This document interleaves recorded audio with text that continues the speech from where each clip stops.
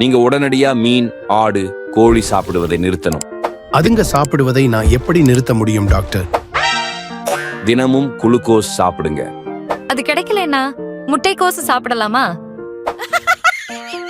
என்ன டாக்டர், ஜுரத்துக்கும் இதே மாத்திரை, வயிற்று வலிக்கும் இதே மாத்திரை, தலைவலிக்கும் இதே மாத்திரை தர்றீங்க? ஒரே நாடு ஒரே மாத்திரை திட்டத்துல வந்த மாத்திரை பேசாம சாப்பிடுங்க.